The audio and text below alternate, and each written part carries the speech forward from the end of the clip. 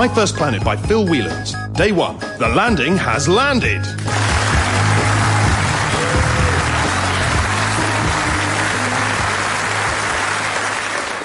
I don't even know why. All right, settle down, everyone.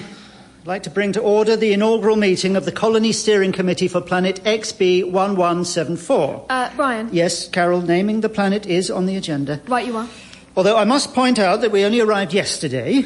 We're the first group of humans ever to colonize another planet, and it's probably something we should mull over, rather than jump straight in and call it, Centrica or Andy Murray. Centrica? That's not bad. I like Centrica. You see, this is what I mean. People get caught up in the moment. I mean, look at that geologist we brought with us. What were her parents thinking? Why? What's her name? Jay-Z. Sorry I'm late, everyone. Sit down, Mason. Yep, will do. Now, item 1, we need to organise a meeting with all the colony. What's going on? What's happening to my voice? We mustn't panic! Sorry about that. Mason? Yeah, I thought I was switching the light on. The light switch and the switch for the air are right next to each other. They're clearly marked, Mason. Yeah, well, it was a bit dark. Yeah, that's why I was turning the lights on. Or, as it turns out, the air off. Mason, didn't you design this system? Yep.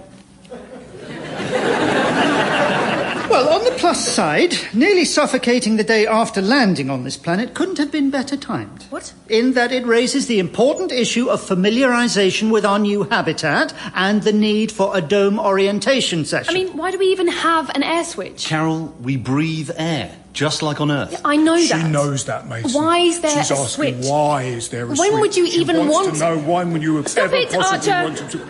I can't, Carol. I'm empathic. You know that. Or rather, I know you know that. What? My ability to bond with the feelings and emotions of others at a subconscious level is why I was selected to be in this colony. You're a plumber. I could sense they needed plumbers. Well, interesting range of views there. Shall we move on? You want to get on. Stop it, Archer. You are impatient. Item 1. 1. Archer. So, as I was saying, dome orientation session. Now, all of our colonists should have recovered from cryosleep by now, so we should have a session right away to familiarise everyone with the biodome. OK, next item, Project Adam. Now, for those of you who don't know... I know. Archie, you don't know. I sense. What do you sense? No, it's gone. Along with his brain. Go on, Brian. Thank you, Carol. Now, Project Adam. What is Project Adam? Now, I don't have all the technical... I don't know exactly what... I don't know. Lillian knows. Where is Lillian? Dr. Lillian. Dr. Lillian... Pointer. Dr. Lillian Pointer. As Chief Physician for the colony, Dr. Lillian Pointer is overseeing... Project Adam is our plan to conceive, gestate and give birth to the first human child born outside Earth's solar system. Yeah. How exactly... 2 members of our colony were pre-selected specifically to conceive the child. Am I... No, Mason, you are not one of the 2. Oh, right. They are Richard... Richard? Me, Richard. I see. Well, congratulations, Richard. Quite an honour. I'd have liked to throw my hat in the ring, but, well done anyway. Who's the lucky lady? Carol. Oh, for Carol? Yes, me. What's wrong with that? Well, I didn't know you and Richard were, Subjects in a procreation experiment? Well, doing it, I was about to say. I mean, I was talking to Carol all the way here. Well, before we were frozen. I thought it was, in. Well, you've got a lot in common. You're both scientists. I feel stupid now. All that fruity banter we were having about thrust and re-entry. Yeah. I'm afraid so. It was just about thrust and re-entry. OK, can we keep this on a professional level? It's all getting a bit uncomfortable, a bit personal. Yep. Sorry, Brian. Sorry, Brian. So, Carol, you must be ovulating about now. What? OK, shut up. Yes, she would have started roughly this morning. Do you mind? She's already started. Not you, Arch. Yes, come on, everyone. Carol and Richard are not animals on a stud farm that we stand around like farmers and watch while they rut and snort. Thank you, Brian. Yes, of course. And immediately after coupling, I will work with Carol. Not immediately. On pelvic floor exercises to maximise probability of conception. Lovely. All right, orientation at 4, Project Adam on track. Meeting over, I think. Anything else? Yes, Mason. Yeah, in the spirit of making a fresh start, undoing history's mistakes and building a new society from scratch, I've got a proposal. Good. Item 3. The decimal week, 10 days instead of 7. Oh. Radical, I know, we can discuss it later. I'm free tomorrow or Thursday, or we could leave it till Octo Day.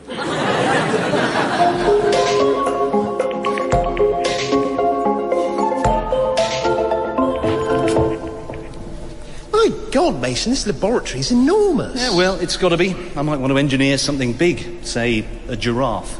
Is that likely? It's unfair keeping them indoors, and it can put a terrible strain on a marriage. So, you and Carol, hey. Yeah. Let's see. Carol's our botanist. Yep. Lillian's medical. I'm science and engineering. Brian's in command. Well, second in command. Acting command. Well, he's in command. Archer's maintenance. Yep. And you are... our mascot? Well... Cheerleader? I don't... Backing vocals? Well, Carol applied to be part of the colony because they needed a botanist, and when they happened to mention Project Adam, she told them about me. Huh. And how long have you been together? Oh, well, coming up for around nearly 75 years. Excluding the time we were in suspended animation. 3 months. Well, she and I really hit it off. How so? At university, we both really liked the same things. Like what? Well, woodwork, hammering in fence posts, nailing slats into place, creosoting. Mason, can I borrow a petri... Oh, hello, Richard. What are you doing here? Hello, Carol. Richard was just telling me about your hobbies at university. Oh, yeah, we loved it. Every Wednesday. Thrust, parry, touche... Screwdriver, hammer, paintbrush... What? Oh, fencing! Yes, fencing. Hadn't you probably... better... but bye. Okay. Carol? So, Mason, any, hobbies?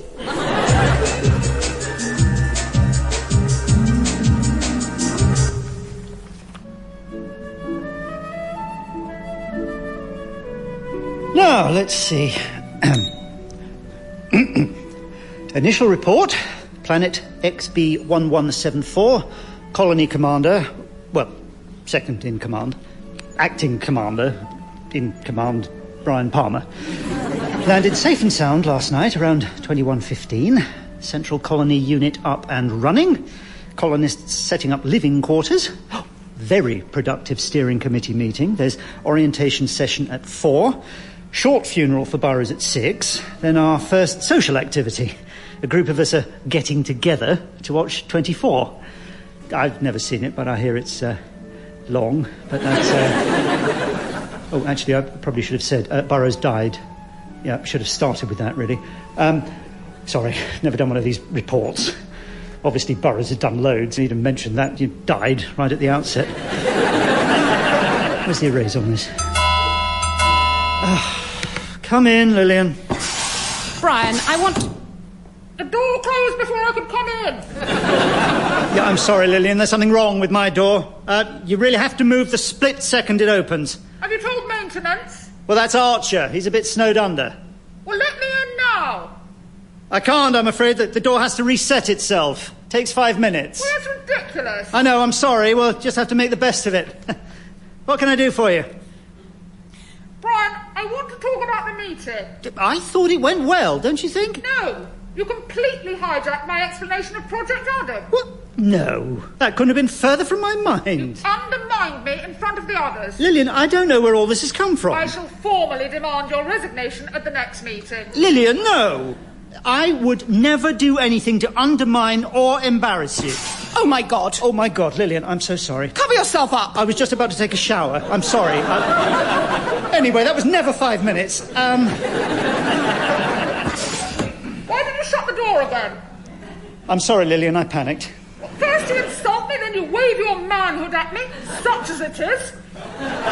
This is war, Brian. No, not war. Goodbye. Well, goodbye. Are you still there? Yes, I dropped an earring. Oh. I can wear earrings if I want Yes, to. of course. Oh, come on, that was 30 seconds. Put some clothes on. Right.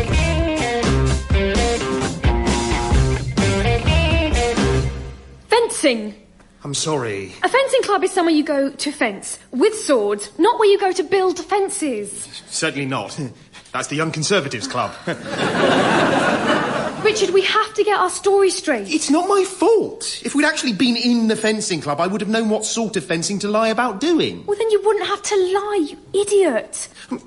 You do realise we're not going to be able to lie and say we've had a baby. Well, you'd probably tell them we had the wrong sort of baby.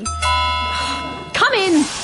Hello, you two. Hello, Brian. Just popped by to see how you lovebirds are settling in. Oh, fine. Ah, nice quarters. Music system working? Oh, Well, apparently, this playlist was compiled by a group of the world's leading experts in reproductive biology. Let's see.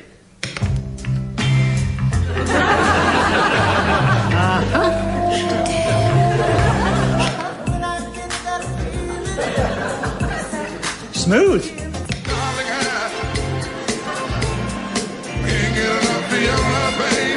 Nice variety.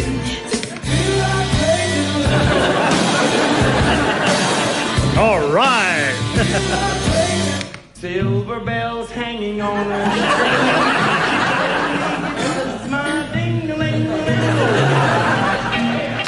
Well, that all seems fine. no, it's not. Isn't there any other music? It's great, Brian. It's great, isn't it, darling?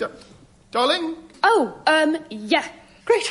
Well, I'll leave you to it. Look, I just wanted to say how proud we are of you two. Everything you need to help you will and has been done. Nothing has been left to chance. See you later. Bye. Right, do you want the bed or the couch?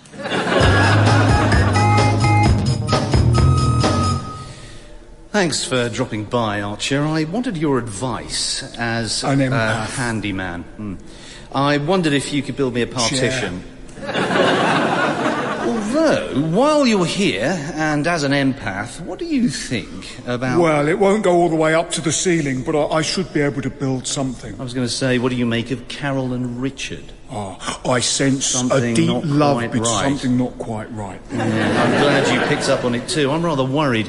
It bodes badly for Project Adam. Perhaps we should go and have a word with Lillian. Yes, for there may well be a way to save Project Adam. Well, exactly. I mean, God knows I'd be happy to step in. I'd offer to step in. I want to step in. No, I mean, I sense an energy between Brian and Dr. Lillian Pointer. Brian and Lily? Don't be ridiculous. Surely, well, I mean, I assumed she, liked her muffins buttered. What? She leaves her plates in the drainer. I'm not sensing your meaning. She changes trains at Crewe. She's got a short backlift. She can't find Brazil on the map. Archer, these are all layman's terms. Well, the thing is, I was on my way to repair Brian's door just now, and I saw Lillian shouting at it. Shouting at what? At his door. Then briefly at him. Then at his door again. And based on this, you hear wedding bells. I know the human heart, Mason. There was something in Brian's manner during the brief time they were together. Something in his manner? He was nude. Nude? He wasn't wearing any... I know what nude is, Archer. Brian and Lillian, very interesting. Yeah, very Interesting. Very. Stop it, Archer. Hello. Mason, it's Brian. Is Carol with you? No, Archer's with me. Is Lillian with you? No, she's with Richard. And he's not with you? No, Richard's with Carol. Well, they're not with me. And Archer's with you. Yes, Archer's with me. Brian, this is a video phone. Oh, yes. Oh, there you are. Hello, Archer. Hello, Brian. Hello, Mason. Hell's teeth. Hello, Carol. Oh, hello, Brian. Well, since you're all there, I just wanted to remind you two that after dome orientation, we're having a small funeral for Burrows. Understood. Thanks, Brian. Bye, everyone. Yeah. Dear me, our first day on the new planet, we're having a funeral. I mean, this could be rough on Brian. The last thing he expected when he woke up from 70 years of cryosleep was that he'd be colony commander. It's important that I be there. As an empath, I can act as a kind of lightning rod and draw away the powerful emotions that the group will be feeling. Also, as a handyman, which is your actual job, if the device that compresses Burrows' remains into a tiny pellet goes wrong, you can repair it. Fascinating device, yeah. Wonder if it works. Didn't you design it? Oh, yeah.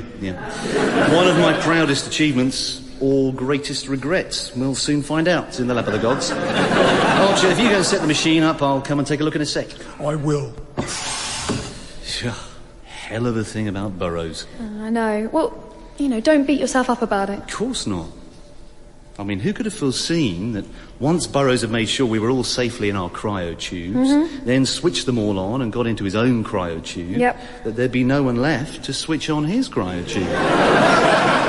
No. Poor Burrows. Tragic. Unforeseeable. Didn't you design that system, Mason? Along with the air switch and the remains compressor. Oh, I knew it inside out, Carol. Inside out, that's the awful thing. There was probably something I could have done. At the design stage? No. At the design stage, Burrows wasn't dying. No, he wasn't. If only he had been. I could almost certainly have done something about it. What? That doesn't even make... Oh, never mind. Well, it's easy for you to say, Carol, but I do mind. A man has died. Whatever. Is anyone analysing the flight data to find out how Burrows died? Well, I'm no doctor, and Lillian's conducting an autopsy, but in layman's terms, he died of old age. Old age? Does no one understand layman's terms? It's just rather a lot to take in, that's all. I know. Dying slowly of old age. No one deserves that.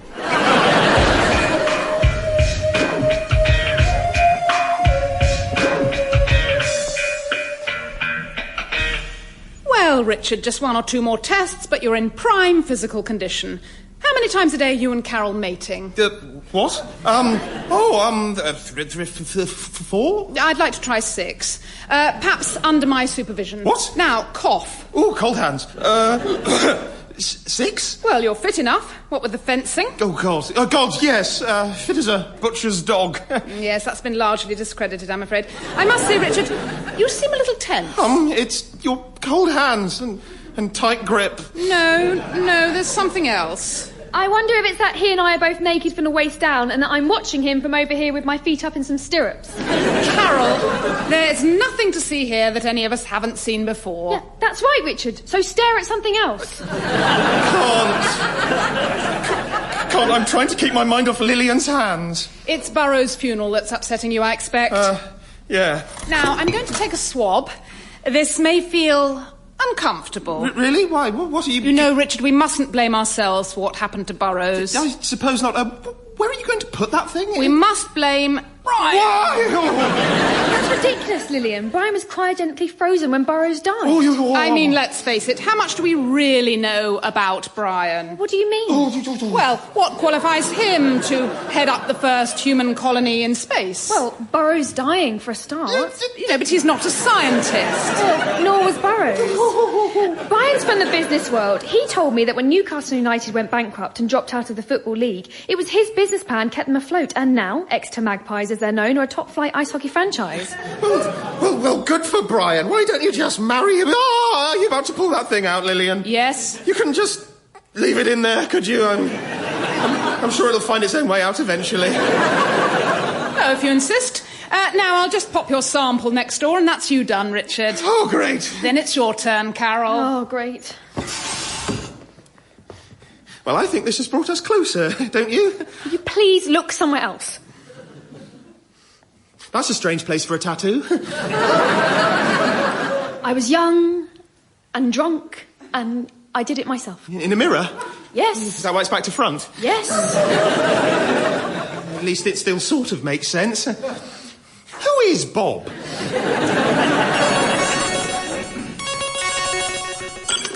Hello? Richard, it's Brian. I'm afraid I need everyone to come down here right now. What is it? Hello, Brian. Oh, I hope I didn't catch you... I mean, don't rush. Finish off whatever, if the mood's still... Anyway, I'm afraid Mason's discovered something rather awful.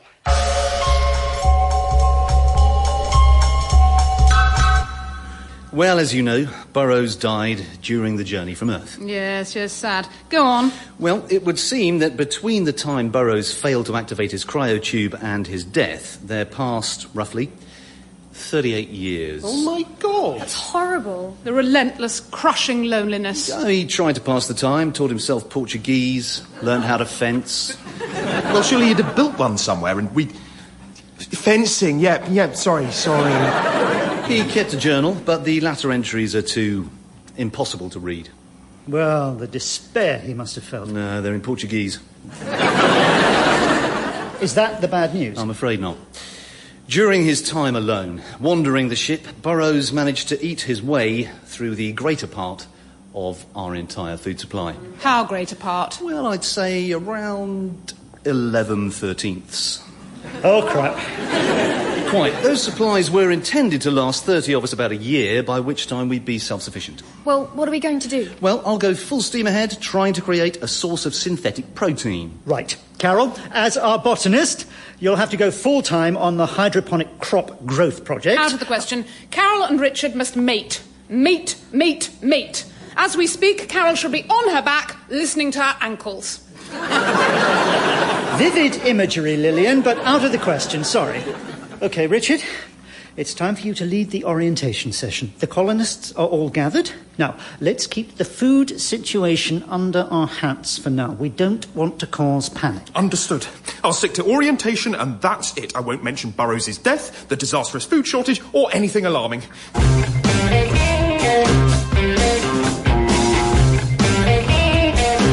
So any problems with the artificial gravity just remain on the floor, or the ceiling, depending on what the problem is, and activate your wrist alarm. All right, that's pretty much it. Any questions? Yes, Donnelly. Where's Burrows? I mean, questions about the base. Yes, Jay-Z. Yes, where on the base can I find Burrows? I'm sorry, can we please confine questions to those of a command and control nature? Yes, Emerson, you had your hand up. This question is for our commander, Burrows. Where are you?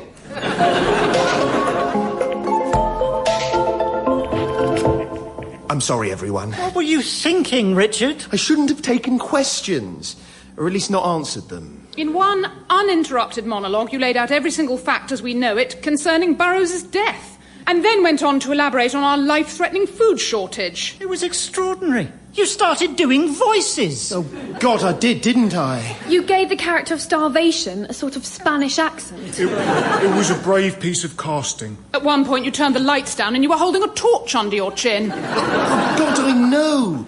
Well, once the cat was out of the bag... You let it out of the bag. I'd venture that you waved the cat around in a transparent polythene bag so that everyone knew you had a cat anyway. That poor cat. How it must have suffered. No, there is no cat, Archer. No, but if there was, we'd probably have to eat it. I hate to remind you all, but it's time for Burrows' funeral. OK. Now, Richard... Don't worry. I've learnt my lesson. I won't say a word.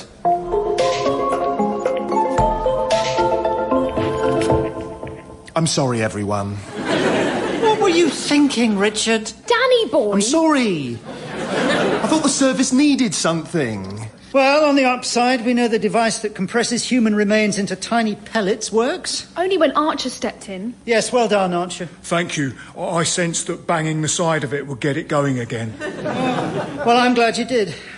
The vision of just Burrows' top half compressed to the size of a tiny pellet is going to haunt me.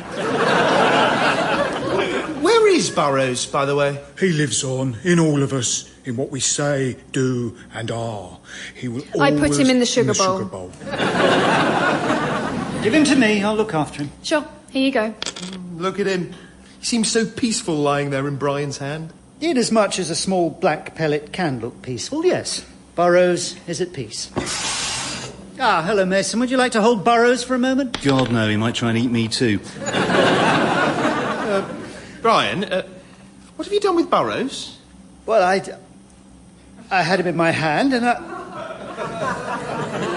Oh, nuts.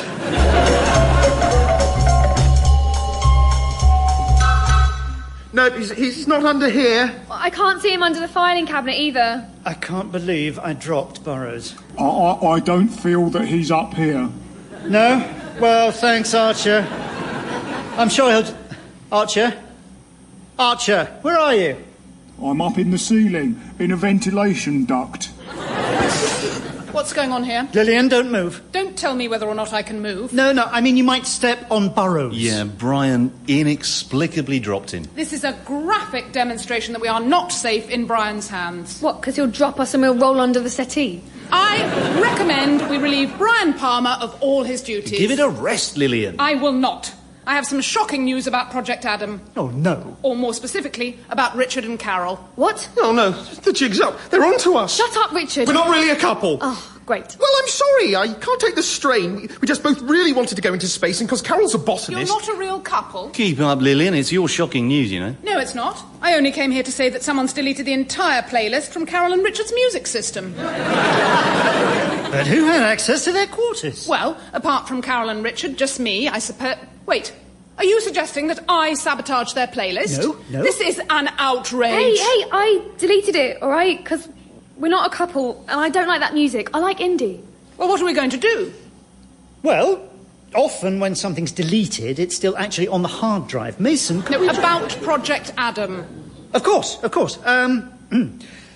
Richard and Carol, your actions are a betrayal not only of this mission, but of mankind and Force them to mate. Right now, where we can see them. Oh, that's a silly idea. Look, what you two did was unforgivable. But we can't exactly punish you, and I suppose it's not the end of the world. It is. Oh, yeah. But look, in a colony of 30, half men, half women, chances are people will pair up anyway and, get it on. Not if Carol's deleted all the smooth funk in this entire galaxy. Hello. Hello, Archer. I found Burrows. He was in a heating duct. Oh, well, that's a relief. Pop him in the jettison chute. We can see if that works. Will do. Go on, Mason, hit the switch. Few of us knew Burrows, but to many of us... He will be a symbol of... What's going on? What's happening to my voice?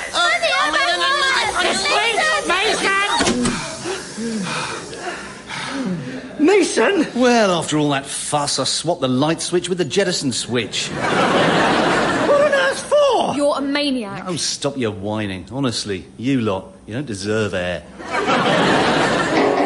That was My First Planet, starring Nicholas Lyndhurst as Brian, Vicki Pepperdine as Lillian, Tom Goodman-Hill as Mason, Phil Whelans as Archer, Carrie Lloyd as Carol, and John Dorney as Richard. It was written by Phil Whelans, and the producer was David Tyler. The programme was a positive production for BBC Radio 4.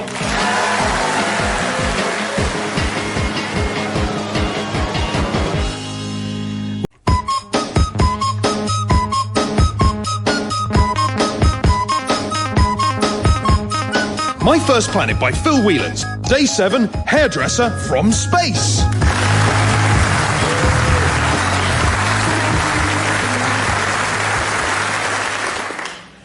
All right, I think we should start this meeting. I know there's only 3 of us, and Carol needs to get back to the lab. Too right, those plants won't grow themselves.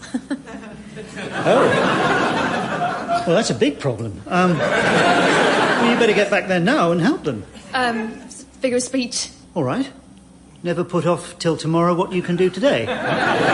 So, let's start this meeting. No, absolutely not. We can't start now. Really? Oh, come on, Lillian. Carol, we are not quorate. Ah, that's true. So? Well, I might want to recommend we mutiny and relieve Brian of all his duties. Actually, that's a good point. Thank you, Brian. You're welcome. Can we get on? All right. I'd like to bring to order this meeting of the Colony Steering Committee for Planet XB11. You know, we're going to have to give it a name sometime. Valhalla. Valhalla. It shows we mean business. Shows who? We've just landed on the only known planet capable of sustaining life, and you want to tell all the other planets we mean business? Yes, I'm sending a message. Well, let's keep thinking, shall we? Ultravox. There you go. That sends a message that we like synthesizers. Maybe we should wait for the others. Where are they? Mason's on his way. Archer's putting a sign up on the airlock. Oh, right. Ah. No, he won't be using nails. Even Archer knows not to hammer nails into an airlock. All right, now I frightened myself. I'll go and check. And where's Richard? He's asleep. Asleep? It's the middle of the afternoon. Not to him. Since there's no day or night on this planet, he sort of just plays it by ear. But we established standard time, the day after we landed. Yeah, he missed that meeting, remember? He said he didn't know what time the meeting was. No, none of us did. That was what the meeting was for, to establish the time. Well, that's right. Given we actually hadn't had that meeting, I'm amazed that meeting ever happened. Anyway, let's start. Lillian. What? Dr. Lillian. Pointer. Dr. Lillian Pointer. What have you been up to? Well, since my efforts to oversee the conception and birth of the first ever human to be created away from Earth fell at the first hurdle... Not this again. Yes, Carol, this again. If you and Richard had not lied about being a real couple... We wanted to go into space. We told you how sorry we are. Look, one of us might meet the right person anyway. That's right. Richard's quite a catch. Once he's up... and dressed and had a shower and... Anyway, two of the other colonists might get it together.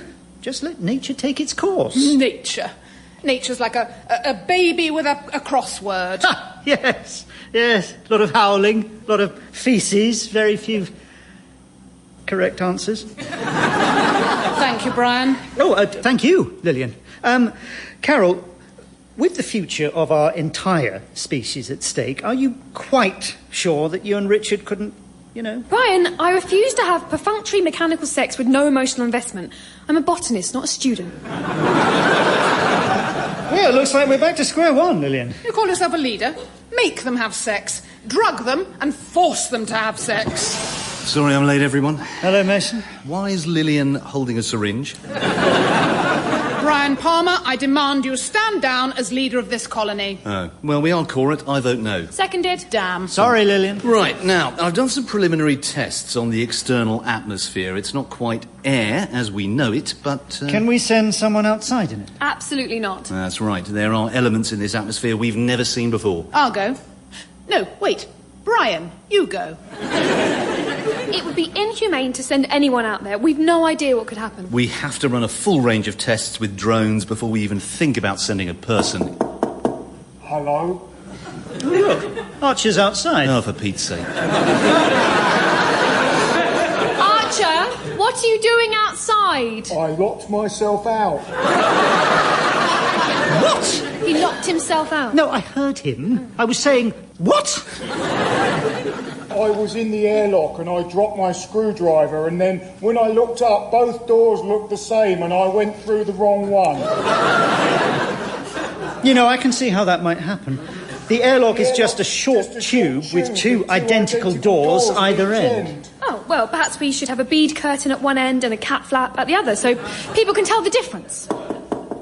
I may need help. Archer, what were you doing in the airlock? I was putting signs up on the doors either end so people could tell them apart. Oh, no, that's bad luck. A few minutes later, you'd have done that, you'd have been able to find your way back inside. No, not necessarily. He might have dropped his screwdriver, become disorientated, put the signs up wrong and still gone through the wrong door. I definitely do need help. That's right, then anyone who went out to help him... Oh, yes, would go into the airlock, look at the signs, go back through the door they'd just come through and end up back inside, by mistake. Yep. I'm very, very cold. You don't think much of the human race, do you, Mason? It's like a baby with a crossword. He's stolen my analogy. It's in the public domain. Can anyone hear me? Brian, you're not going to let him get away with this. Well, Lillian, knowledge is a vital part of science, like Schrödinger's cat, Zeno's paradox, tomorrow's world.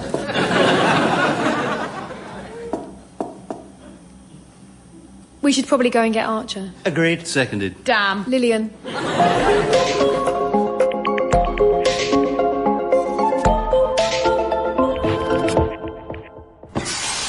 Richard, I'm back.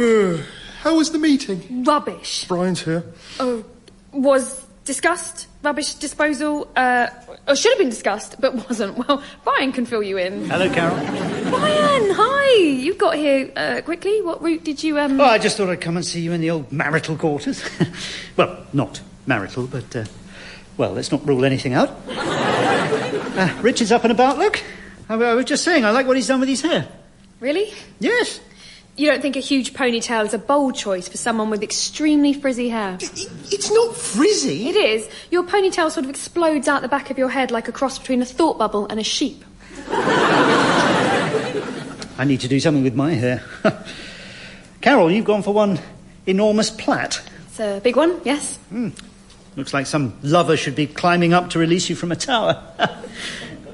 Richard, perhaps you could... Brian, stop trying to get me and Richard to mate. Sorry. Your hair's ended up in sort of dreadlocks. That's right. Yeah, sort of crept up on me.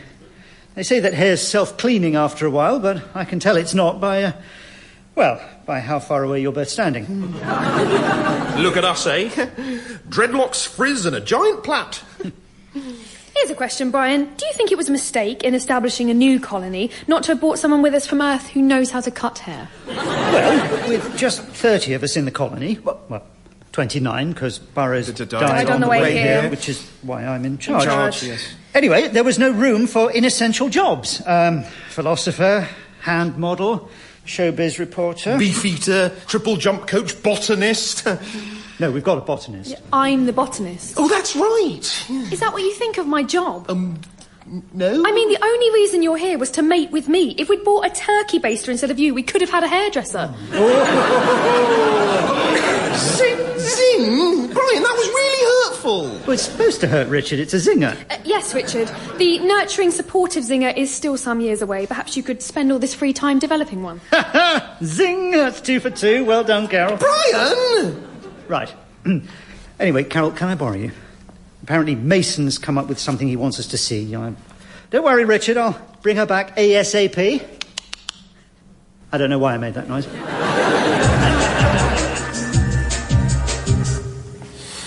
Right, now, everyone, as you know, we humans break down and die through gradual organ degeneration. Heart, liver, lungs... Lillian, you'll be familiar with this. Yes, of course, I'm a doctor. No, I meant because you're old. Zing! I wouldn't, Carol. She's holding a syringe. Anyway, scientists have dreamt of a time when each of us could have an entire living spare body that we can harvest for any organ that goes wrong. That's monstrous. And I've made one. What? I've made one. You've made a living human being? Yep, cloned it from genetic source material. And you'd keep it alive while you chop it up for spare parts? Well, if you're going to couch it in those sort of hysterical, pejorative terms, then, yep, that's it exactly. Yeah. I have to say, I'm with Carol here. It's morally repugnant. Yeah, no. Don't worry. Its brain is completely undeveloped. It's sufficient only to support its vital functions, no more. Hello. Oh, well, here he is. You can see for yourself. Hello. Oh, my God. I can't do my shoes up. They're slip-ons. You see what I mean? Clueless. Off you go. OK. Brian, I want you to imprison Mason. What? Brian, if we were back on Earth, I'd have a Nobel Prize and a TV show where I'd look at the universe or something. Yep, OK. Whoa, everyone. Time out. Firstly, Carol, we haven't got a prison or any laws at the moment, and making laws up, which I don't know how to do after the law has been broken, sounds illegal to me. Nevertheless, Mason, you'd be on the end of at least a hefty fine if we had any sort of currency. So, can anyone suggest a punishment? Mason, what about you? Can you... I can't believe I'm hearing this. It's exactly the opposite reaction to what I expected. I have mentally prepared myself to be carried around on people's shoulders. I can picture myself ducking when we go through doorways. Lillian, you must be impressed. I am not. God, sometimes I don't know why I bother. I was charged with the task of creating human life inside here. Ow! Not in some test tube. Here. Ow, Lillian, can you not keep prodding me in the womb? But Mason, here, Ow! has exploited Carol's point-blank refusal to let a man place his pee. Yes, Lillian. We all remember how it's done, vaguely. Mason has undermined Project Adam completely by creating this abomination. I recommend we relieve Brian Palmer of all his duties. Me? It's not my fault. I didn't know what he was doing. Aha! No idea what's going on under your very nose. Call yourself a leader. No. Yes. What? Mason, you told us this thing had no brain function. Yeah, well, it's pretty stupid. It spoke to us. Not very well. Well enough not to be chopped up for spares. Hello. Hello. Hello. Hello? Can we help you? What's this word say? Let me see. Quidditch. Thank you.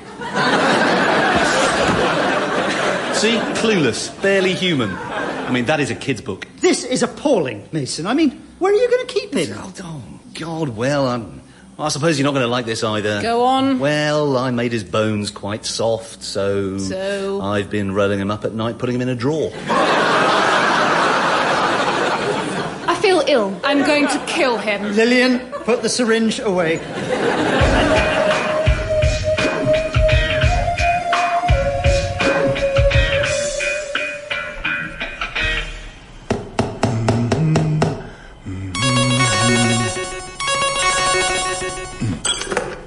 Maintenance department, Archer speaking. Hello, Franklin. Sorry I didn't get back to you. I've been unconscious. Yeah, I went outside by mistake. That's right. Oh, yeah, you know, it's like normal air, but a bit more savoury. And not quite enough of it, which is why I passed out. I must hang up now. I sense that Lillian is here. Hello, Archer. Hello, Richard. I felt it would be you. Or Lillian. Oh, my God. I sense a questioning in you. Where's your other arm? Oh, well, you might have heard. I accidentally went outside. You're not allowed outside. We are if it's by accident. So what happened? A feeling of outsideness and a sense almost of wonder from those inside about how and why I was outside. To your arm? What happened to your arm? Yes. Lillian said she needed a tissue sample to see if I had any adverse effects from going outside. So she took your whole arm? Yes.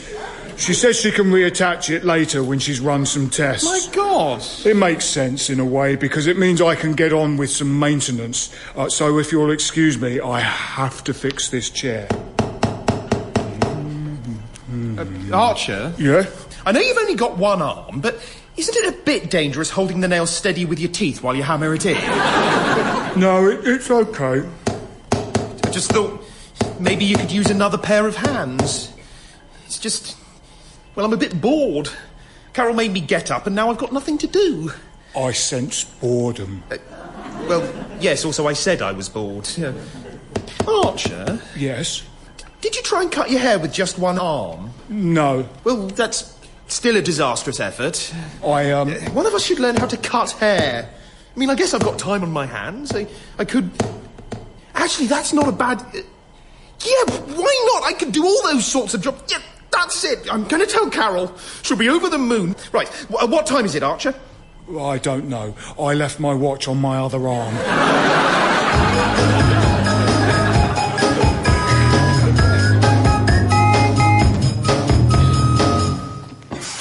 Carol, how's this for a night? Hey, get away from her. What are you doing? Hello. Get away from her. I said get back. Richard. You monster. What are you doing to her? He's cutting my hair. He's what? Why is he...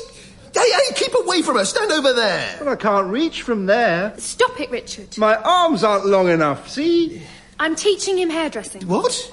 Take a seat. I'll be with you in a minute. What? No, are you mad? You can't let him near your head with a pair of scissors. Why not? He's already getting the hang of it. You having a holiday this year? See?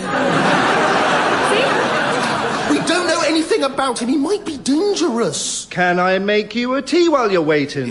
Yes, please. All right, then. So you've got him cutting hair, making tea? What else have you got him doing, Carol? Well, he might as well make himself useful. We said we needed someone to cut hair. He's perfect. But what? Well, hello. Tea. Thanks. Wait, are you just holding tea in your hands? Yeah. You're supposed to put it in a mug. But the mugs are in here. So you carried scalding hot tea in your hands? Scalding? What does that mean? Richard, get off his back. But he's useless. Are you jealous of... Oh, God, I must give you a name. Scalding. Scalding, we can't call you... Actually, that's not bad. What's not bad? Are you jealous of Scalding here? Because despite only being a week old, he's already got a job and he's easier to get on with. Have you lost weight? I have, actually. Thank you, Scalding.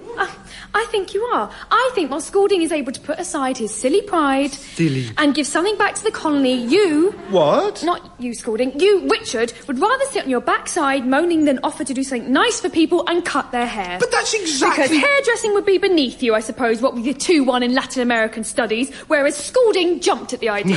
I didn't jump. Yeah, it's a figure of speech. So, come on, Richard, what did you want to tell me? I'm all ears. Not all of you. Nothing, I guess. All right, I'll see you. He was nice. There, finished. Do you want anything on that? What do you mean? I don't know.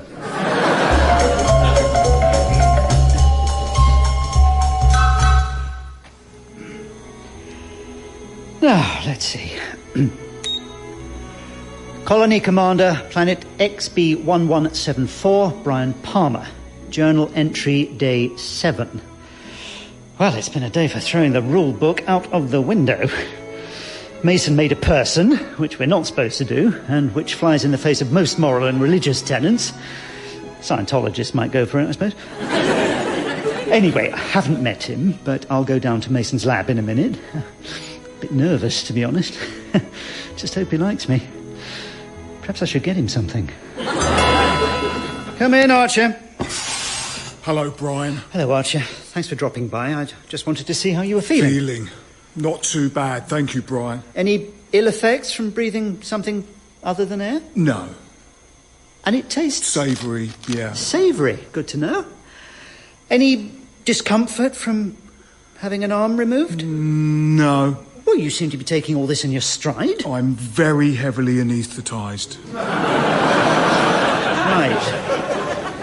Right, because you know there's a nail in your forehead.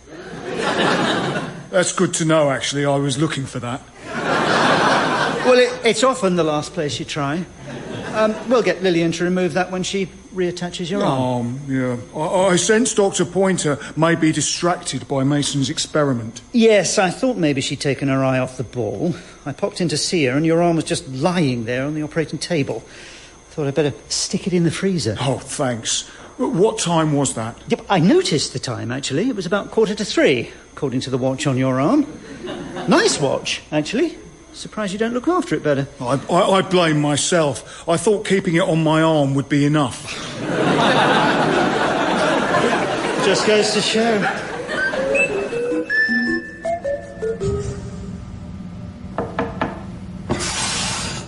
Hello, Mason. Lillian, what an unexpected surprise. You don't normally drop by my laboratory. Come in. No, thank you. I wanted to see your, Scalding. My what? Your Scalding. Your experiment. Oh, you mean the abomination. You've all given him a name, have you? Yeah, well, is he in? Hang on, something's different about you. Is that... Have you had your hair cut into a bob? Well, what if I have? With my strong jawline and long neck, a bob is the logical style to adopt. Marie Curie had a bob. No, she didn't. Well, if she had, it would have suited her and she won the Nobel Prize for Chemistry. So... All right, let's nail this down. The cell cluster I cultivated in a petri dish and then grew artificially in order to create a living organ farm has given you a haircut. I merely wanted to test his, its hand-to-eye coordination. Actually, I have some follow-up tests, reflexes and height. So can it come out? Hello, Lillian. Hello, Mason. What are we doing in the corridor? Hello, Brian. Those dreadlocks are really coming on. Well, I can't claim the credit for that. I can't and I won't. Though, Lillian, that bob looks fabulous on you. Oh, does it really, Brian? Is this your famous man management? No. Could write a book on the subject. That's a pretty office. 20 techniques for managing powerful women. That's not a real book. Or, does my brain look big in this? How to compliment the intelligent woman. No. Although those are both excellent titles. Well done, Lillian. Leave him alone, Lillian. You're like a dog with a... A cat? That's a cruel image, Brian. Horrifying. Squeaky toy, bone, either would have done. Yes, sorry. You should be. Anyway, what can I do for you? Oh, I wondered if Spaulding was... Ha! It's Scalding, not Spaulding. He doesn't even know what his name is. No, sorry. Scalding. I just thought I should meet him, you know. Have a chat. No, I was here first. Mason and I are entitled to experiment on him. What are you going to do? Man-manage him? Well, surely he can spare a moment. To what? You're a Johnny-come-lately. I was in at the beginning of the whole thing. We all were. He's only a week old. Stop being you two. This is exactly what I didn't want to happen. All I wanted was to make an experimental subject I could call my own. Someone I could deprive of oxygen or graft an ear onto without them judging me. But instead, I've made a friend. Not for me, for you. I don't really like him. I find him haughty. Anyway, he's not in. He's gone out. Out? With Richard. Richard? Yep. Where? What would Richard possibly want with Scalding? Yeah, I thought it was strange. I don't like it. I don't like it at all. Anyway, if you see Scalding, tell him to come home with you. Something I want to do to his legs.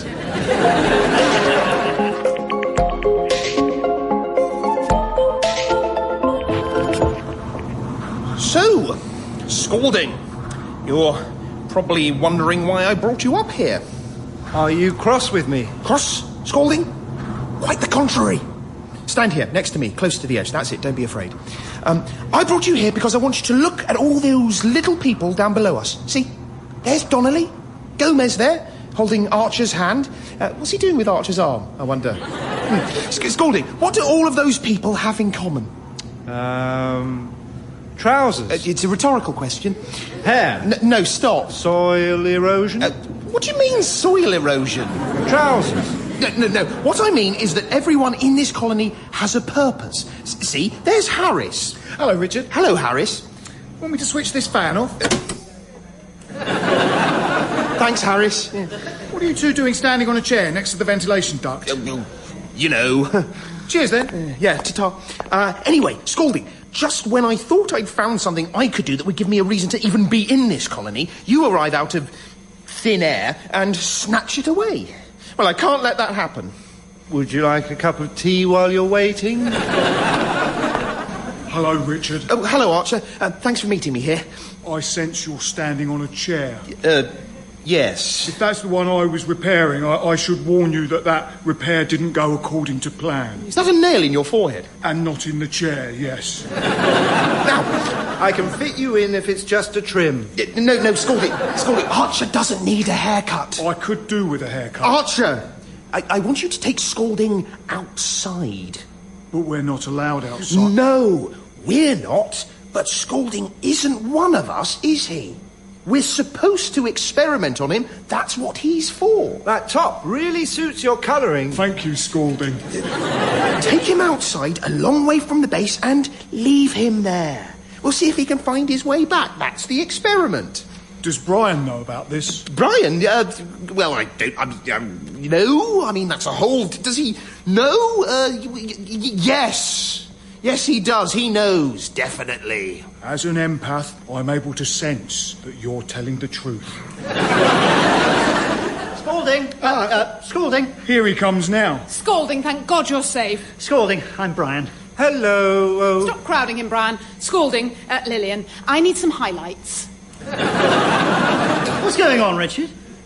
Why did you bring Scalding here? Yes, Richard. What are you up to? Nothing. Archer, what's going on here? I was going to take Scalding outside. Scalding? Outside? Impossible. Have you seen his appointment book?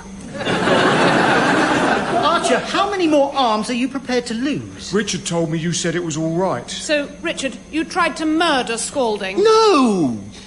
Well, yes. All right, but listen, Ow! Was that a syringe, Lillian? In a sense. I might just lie down for a minute.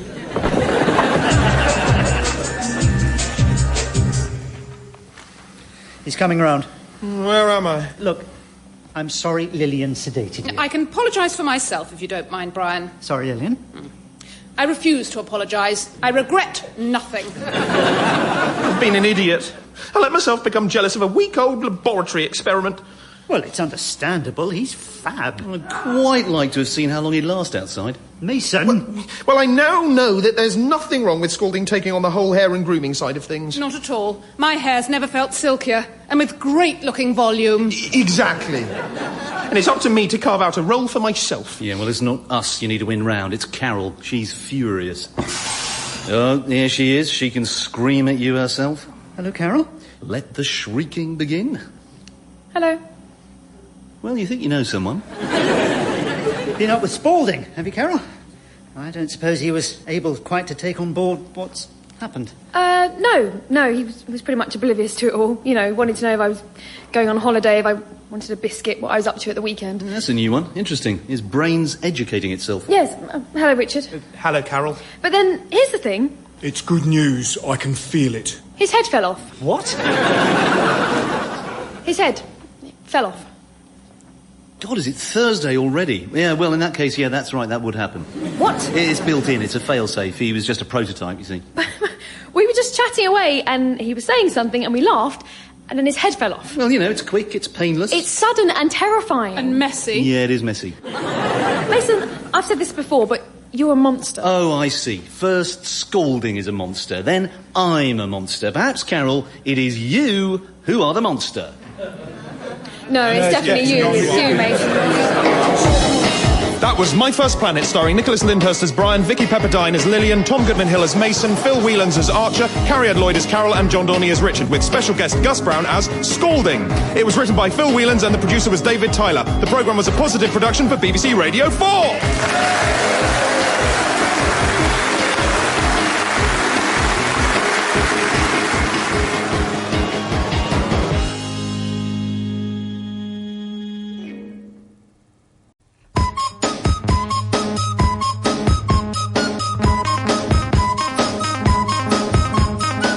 My First Planet by Phil Whelans. Day 9. The Notice Board of Doom.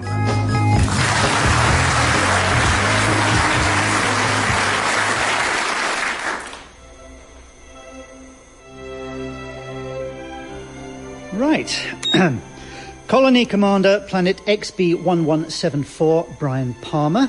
Journal entry, Day 9. It's been a rocky few days, I'll admit.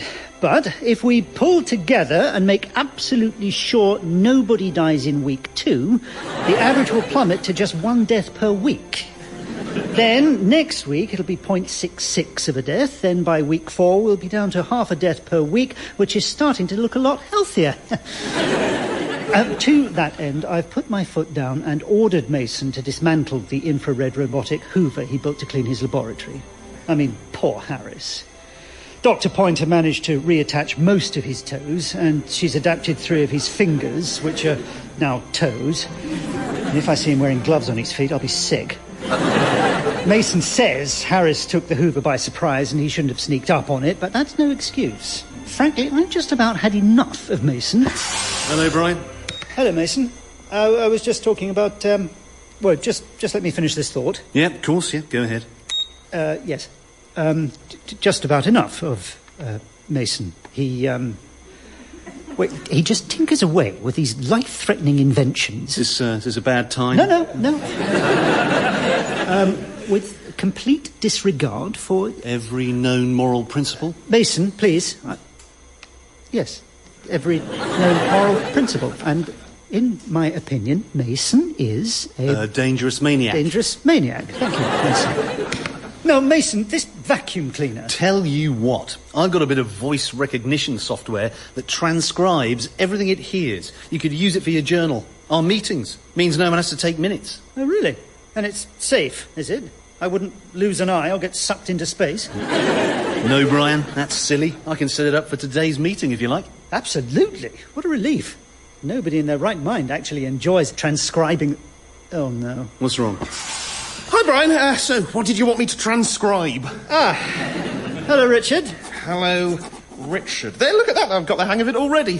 Go on, Mason, you say something, and I'll write it down. Richard, it looks like I'm not going to need you to transcribe anything now. Mason's got a bit of software that can do it. What? No, I'd have been really good at transcribing stuff. I mean, look at that handwriting. Hoppo Ratchet. No, what does that say? Horror Raisins? Yeah, I presume it says hello, Richard. No, it... Oh, yeah. Look, Richard, I'm sorry you don't have more to do in this colony, but we'll find you something, don't worry. I've got a vacuum cleaner that needs locating and destroying. No, Mason. Trying to keep the mortality rate down this week at least. Yeah, you're right. I don't fancy Richard's chances against a really motivated cleaning appliance.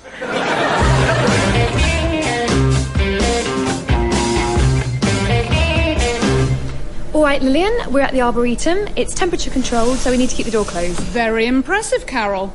My God, it's hot in here. Wow, it's got to be. I'm growing oranges, grapes, you name it. Apples? No. Peaches? No. Oranges and grapes. I see. I did tell you. Yes, of course. I sent Archer in to help you. Is he here? Yes, he's somewhere up above us in the gantry adjusting the lamps. I daren't look up, to be honest. Why not?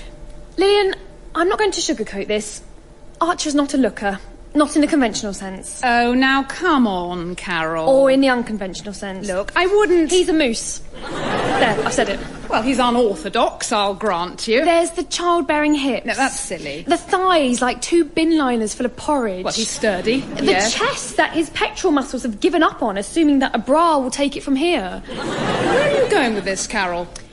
Archer is up above us at this very moment, wearing only a tiny pair of denim cut-offs. Yes, I know. You know? Yes, they're my denim cut-offs. What? He's 5 times your size. No, not in height. I glanced up accidentally about an hour ago. He was directly above me, and what I saw, Lillian... Oh, come on. I felt like staring right into one of those sun lamps just to try and burn away the image. Nevertheless, he is wearing my hot pants as part of an experiment. Hot pants? Hot pants. No one says hot pants. Well, I say hot pants. It's just... I wouldn't have seen you as a hot pants type. No. Well, Archer is in the control group of an experiment I'm doing with artificial sunlight. The control group? Then why haven't I seen anyone else wearing just a pair of hot pants? It's a small group. Is the group just Archer? Yes. Hello, Carol. Hello, Dr. Lillian Pointer. Hello, Archer. Have you refocused the sun lamps? Yes. And have you moved the scaffold tower? Yes, stop it, Archer. Carol, I'm empathic. Yes. Yes, you can read people's books. minds. Read people's minds. Yes, you understand, Carol. Lillian, does he have to stay in here? It's lunch soon, and I was hoping to be able to keep it... fresh. Down, keep it down.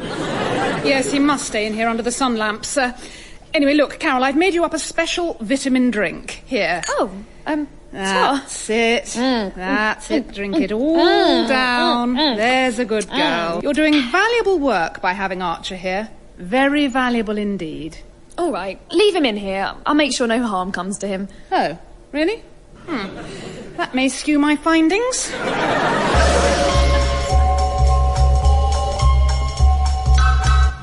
All right, Mason, let's see if this transcription software works.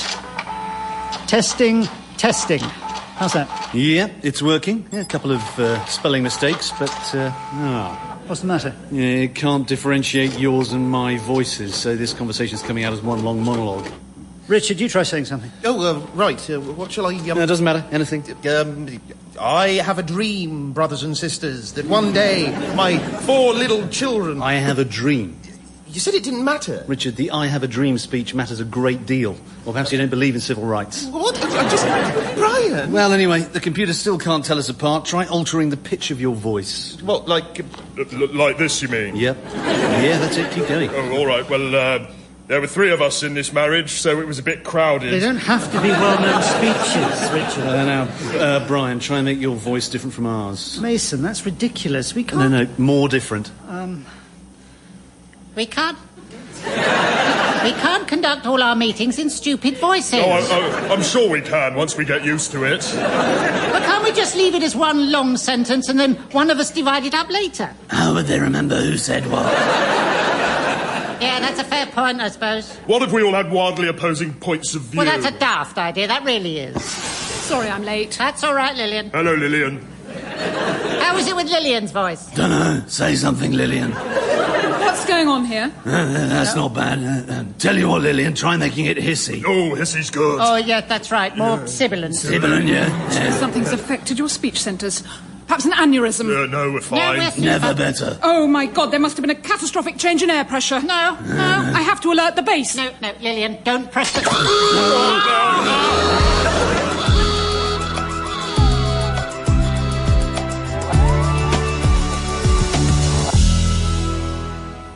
So, false alarm then? It was Lillian's fault, Carol. The woman went mad and lurched at the panic button. I went mad. The 3 of them were exhibiting classic symptoms of brain trauma. I had to act. Well, the alarm was false, but the wholesale panic when everyone thought the base was depressurising... No, that was real. Yeah, you could almost smell it. In fact, I think I did smell it. Yeah, all right, Mason. I've never seen anything like it. They went, well, I'd say bananas, but there must be a more extreme fruit. Paw-paw? I wasn't really looking for it. Oh, well, all right, yes, they went paw-paw. It was mayhem. Emerson was screaming. Yeah, at one point, Collins was speaking in tongues. It was horrific, guttural noises. Collins is Welsh. Yeah, terrifying. Perhaps the alarm's too alarming. Oh, so, Richard, you feel that an alarm should, if anything, put people at their ease? Look, we're getting off the point. I think we better call a meeting later and apologise to the colonists. Absolutely not. We can't show any signs of weakness. Brian's right. We need to keep them in the loop, but let them know what's going on. No, keep them in the dark. Make them feel that somehow the alarm was their fault. We need to share information. Keep them on side. Punish them. I'd like to see what happens. We're a strangely mismatched group, aren't we? How about a news sheet? No. That's a good idea. A one-page bulletin. Pin it up on the notice board. Someone should head that up. Richard, you like writing. Oh, did he tell you about his prize? What prize? Yeah, what prize? Oh, no, I... He won a school poetry competition. Well, I still remember the poem, actually. They don't want to hear... The pleasure is to play. It makes no difference what you say. I don't share your greed. The only card I need is the ace of spades. The ace of spades. Richard, has your poem since become very famous? No. It's by Motorhead. God, Richard, that's pretty low. Nonsense. Poetry's a dog-eat-dog world. Tell a lie, it's more like a dog-eat-hummus world. Go on, Richard, give it a go. You write the news sheet. All right. But make sure it's our news. Don't steal another planet's.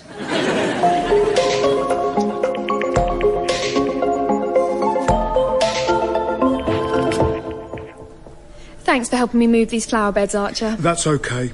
I'm sorry there was so much lifting and bending down and straining. Oh, no, Archer, I was just retching about, it's something I remembered. Hot pants are not the ideal outfit for my build. No. I'm not buff. Not exactly. As an empath, I can sense everyone's laughter. Plus, I can hear it. Well, you're welcome to keep out the spotlight in here, under the spotlights.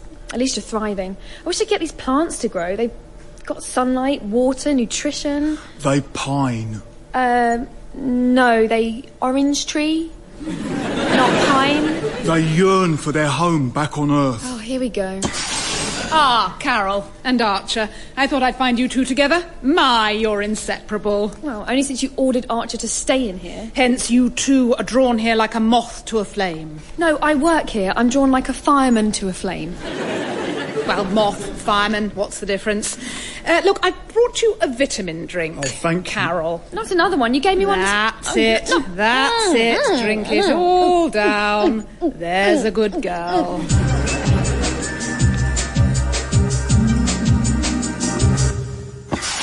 Hello, Richard. How's our news sheet editor getting on? Can't talk, Brian. Oh, okay, well, I'll... Deadline, Brian. I cannot talk to you. Well, I'll come back... All right, you've got my attention. Go. Oh, just wanted to say well done on the news sheet. Very professional. Brian, one word. Deadline. Oh, so you're planning another... Edition, yes. The news never sleeps, Brian. Know who said that? No. Well, then I'll have to find out. Thanks a lot, Brian. I need a front page, Brian, and quick. Yeah, Richard. Mason, he cannot talk. I was just reading your gripping account of why the alarm went off. Thanks. You've got all our names and our ages. Yes, how did you get those? People like detail, Brian. It brings the story alive. You've got a photo of Lillian, who you've described as spinster boffin. Quite a candid photo. Yeah, we didn't have one on file. We? The paper, so I, papped her. You papped her? You know, like paparazzi. It's a newspaper term. I noticed she's asleep in it. Yes, it's an unguarded moment. Natural, I used a special lens. A night vision lens. A night vision lens. Richard, were you in fact in Lillian's room at night time? That's unsubstantiated. Now, I've got to get on. The next edition has to hit the streets tomorrow. You mean hit the wall? It has to hit the wall tomorrow. But nothing new will have happened by tomorrow. Brian, a day is a long time in news. You know who said that? No. Well, then I'll have to find that out too. Thanks a lot, Brian.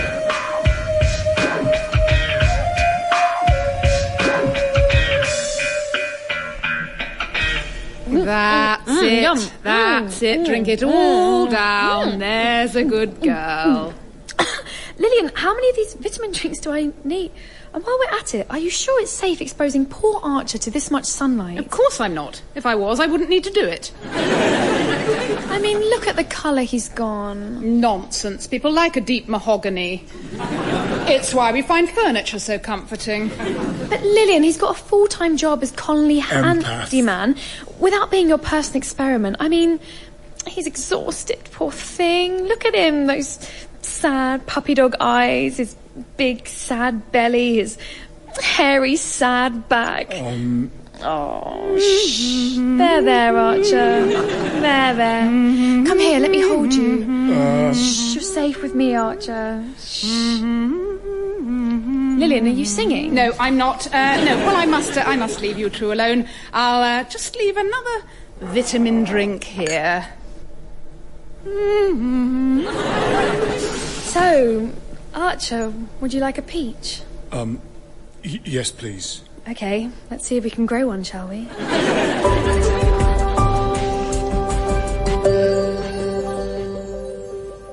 All right, everyone here? Yep. Yes. Everyone is here. Yeah, sorry, it's a bit cramped. Richard's expanded his offices since he went daily. But it's a sheet of A4. I mean, he does it on a laptop and a printer. I know, Carol, but... Carol, we do have enough chairs. Yeah, she knows there are enough chairs. Don't you dare try and impose the tyranny of chair arrangement on her, Brian Palmer.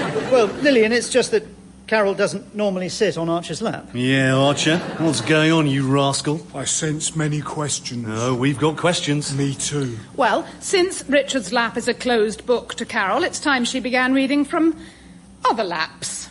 How do you read a lap? Feel the ridges. And Archer, why are you wearing just a pair of... Hot pants. Hot pants? Questions. You're practically nude, Archer. It's a terrible mistake. Brian, did you know about this? Not a thing. Hot pants are not my friend. Archer, you have an inner... Child. Beauty. You're soulful. My God, look what she's doing to him. Hello, everyone. Oh, my God, what's Carol doing to Archer? Combing a man's back hair is the most natural thing in the world. Carol and Archer, eh? This is going on page 1. It's only got one page. That's right, page 1, and that's where it's going. No, Richard, put the camera down. We don't want to alarm or sicken the colonists. No offence, Archer. That's okay. Look, Richard, I think it's great what you're doing. I'm sensing a butt. A big butt. Yes, I'm sorry about that. I don't mean you, Archer. Look, Richard, when we suggested a news sheet, we just meant now and again, not every day. There's a demand. You stuck it up next to the loo. The demand is for the loo. That's called market positioning. All right. Let's look at yesterday's edition, shall we? Now, Hammond in Medical asked if she could start a book group. That's right. Brian, may I? Here, where you've written, but just what are books? You've listed Mein Kampf. That's a book. How to improvise a roadside bomb. It's very worrying. And you then speculate that people might picket the event and there might be a book burning. Well, there might. It's a provocative list of books. Who is Clarkson?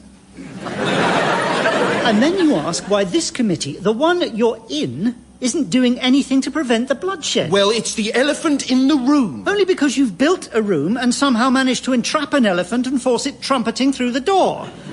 Carol, what do you think? Oh, nothing, Carol. Resume licking Archer's face. Oh, no, I'm fine. Ew. Anyway, Richard, I'm going to have to put my foot down and say 1 news sheet a month, max. I mean, we only brought 1 ream of A4 from Earth. I agree. I sense we are all of one mind. I disagree entirely. And one more mind. I'm outraged. Now this planet has a free independent press. Brian wants to control him. Lillian, he took photos of you asleep. My God, can't you control him? I recommend we relieve Brian Palmer of all his duties. This is great stuff. Go on. Richard, are you writing all of this down? I owe to my readers, Mason. This stuff's dynamite. Colony steering committee torn apart by massive split. Richard, you're in the colony steering committee. Well, even better. Colony steering committee torn apart by massive split reveals mole. Headline. Colony steering committee torn apart by massive split reveals mole. Yes. Richard, this is salacious garbage. And we can't keep having meetings because of your stupid news sheet. I disagree. That's right, Richard. It's a waste of time and it's inefficient. is it now? Headline: Time-wasting and inefficiency plague colony steering committee reveals mole. Richard, why are you doing this to us? Well, you try putting out a news sheet every single day. The pressure I'm under, the print medium's dying, there's competition from the internet. Yes, with only 30 of us here, people simply telling each other things must be your biggest rival. No. Brian, could you hold on to this monkey wrench for a second? What? Sure. Why?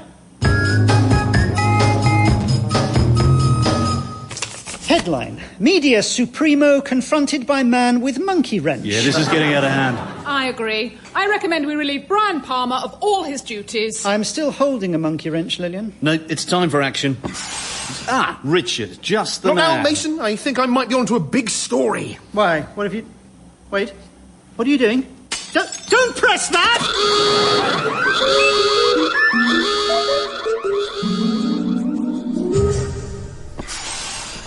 Hello, Carol. Brian? Archer. Nice to see you've got some clothes on now.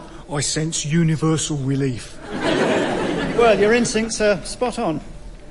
I don't suppose either of you saw Richard's article, False Alarm Colony Panic Nightmare? Brian, can you ask Archer to pass me those pruning shears? Oh, which pruning? What, the ones in front of you? But surely they're in front of you. Exactly. So you think it'd be quite easy to pass them to me, wouldn't you? But apparently Archer finds it impossible. You didn't ask me to pass them to you. Oh, and if I didn't ask you to jump off a cliff, I suppose you wouldn't do that, would you not? Yeah, trouble in paradise. I mean, why are you even here, Archer? If you really were an empath, you'd realise you're as welcome as a horse at a conference. Sorry I'm late. I fell asleep.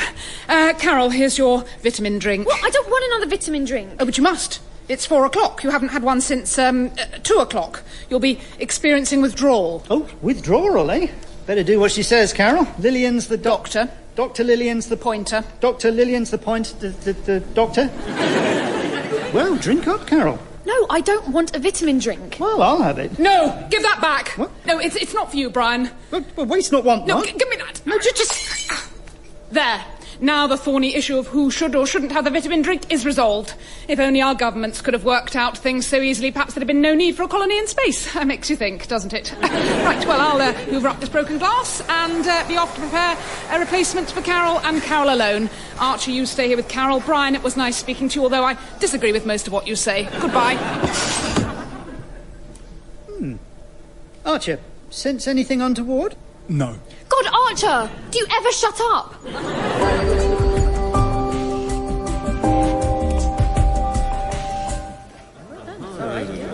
Well done, Mason. Really entertaining. Thank you, Donnelly. Congratulations, Mason. Great first effort. Well, it's early days, Collins, but thanks. Mason, what's everyone looking at? Anything I should know about? I could put it in the news sheet. Could you? Yeah, I could do with the publicity, to be honest. Why, what have you done? I've started a news sheet. Excuse me? Yep, first edition out today, so any publicity you could give it would be more than welcome. You've started a news sheet? That's right, I stuck it up on the wall here. But... Anyway, I've launched with a big giveaway, a free DVD. What of? Nothing, just a blank DVD. Much more useful. Might give away another one next edition. It'll build into a collection. But, Mason, you can't... Brian asked me to start a news sheet. And you have done. You trailblazer, you. But there's only 30 of us in the colony. We don't need another news sheet. There's no demand. Yeah, well, that's probably what Boyzone thought, but, you know, Westlife had other ideas. Anyway, mine's got a sports section, arts review, travel section, lifestyle. What, all on one sheet of A4? Yep, I used a tiny font. All right, Mason. This means war. You're messing with the wrong guy. Oh, no, you're exactly who I wanted to mess with. You want a circulation war? Well, you've got one. The gloves are off. Oh, good, yeah. That'll make it easier to type.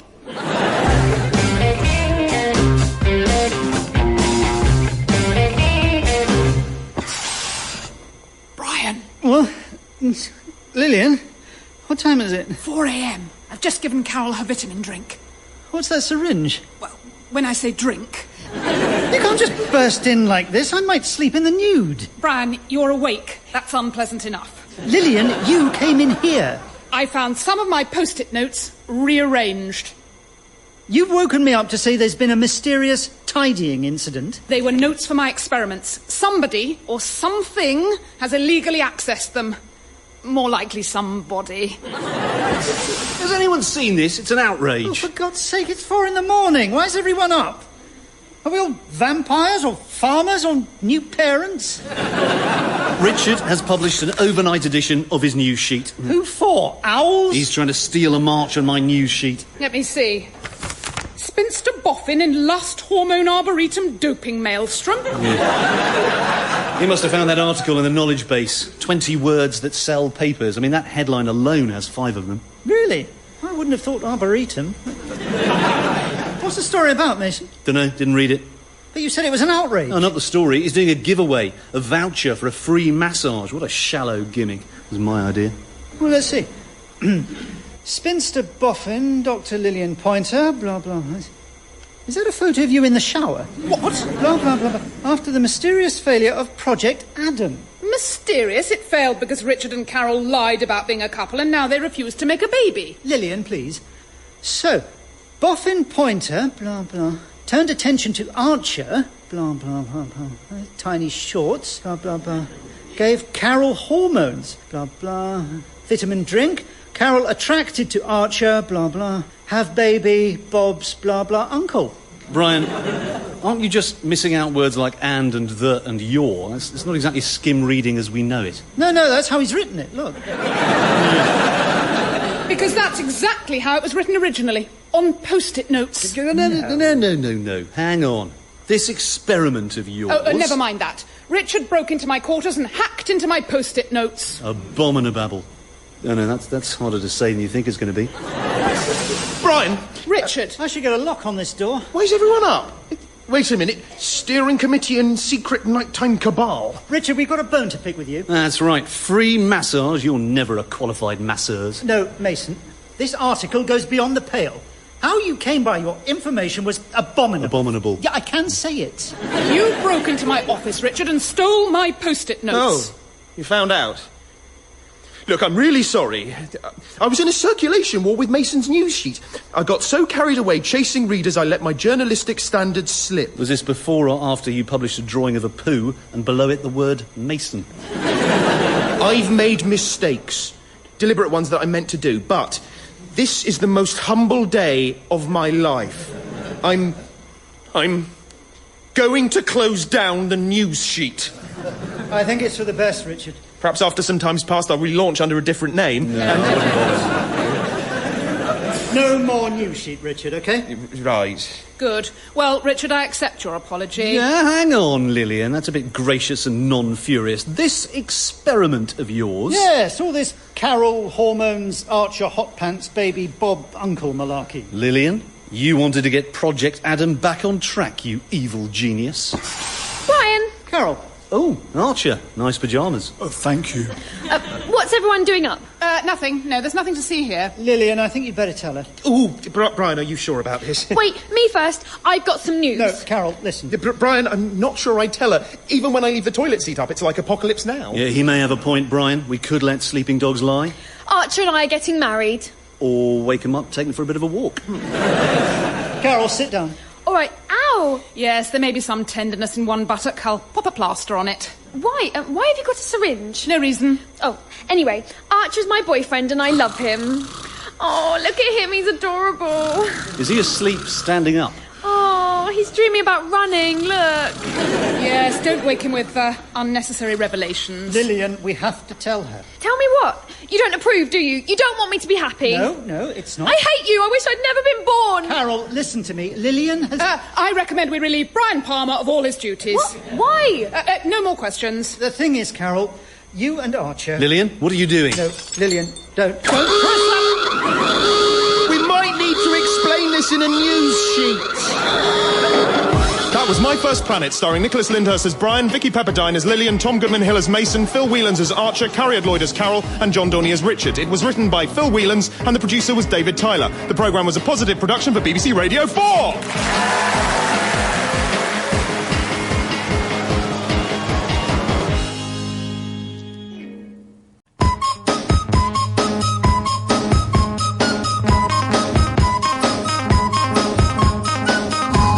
My First Planet by Phil Whelans. Day 12. Inglorious Barters.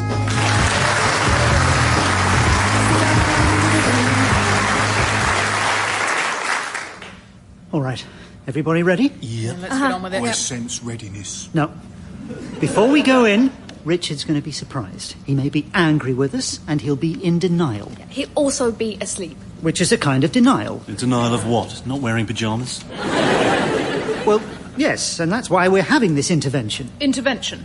Oh. Yes, Lillian. Why have you got a syringe? I thought you said injection. I've got a powerful sedative here I'm keen to try out. Lillian, we're trying to break a cycle of lethargy and idleness. Sedating him's probably what he wants us to do. Brian, if I may, as an empath, I can sense Richard's emotions, even through this door. He's suffering in there, Brian. I feel sadness inside that room. Longing. Hunger. Yeah, he's not there. Oh. Sense anything now, Archer? He must have gone out without his emotions. Oh, well, it's good that he's out and about. He must have thought enough is enough and decided to do something. Good for Richard. Hello, Carl Shulton. Oh, hello. Richard, isn't it? That's right. What can I do for you? Oh, well, it's just... No, I shouldn't have come. Well, it's all right. You can talk to me. Well, it's just that... I don't know how to say this. I'm finding it... Sometimes it's hard for me to even get out of bed in the morning. Oh, dear. So I was just wondering... Can you turn the gravity down a bit? What? Just in my quarters. No! Go on, you're in charge of the machine. No! We can't all have different amounts of gravity. You turned it down before? That was for a party. So? Well, there were crisps all over the ceiling. Look, Carl Shulton, this hasn't been easy for me to say. Well, you should be ashamed. No, I mean, it literally hasn't been easy. I'm still out of breath from all those stairs. It's 6 steps. Well, no, but... And we're at the bottom of the stairs. Yeah, but the rest of the base is on one level. This is an artificial gravity generator. You've walked down 6 steps towards a machine that literally pulls things towards it. It's probably the easiest flight of stairs in the universe. Now, you listen to me, Carl Shulton. I'm on the steering committee for this colony, and I command you... Are you about to lie down? Shouting makes me tired. Anyway, I am on the steering committee... Right, OK, well, let's see what Brian has to say about this, shall we? I'm going to go and see him. No, there's no need for that. Wait, don't make me get up again.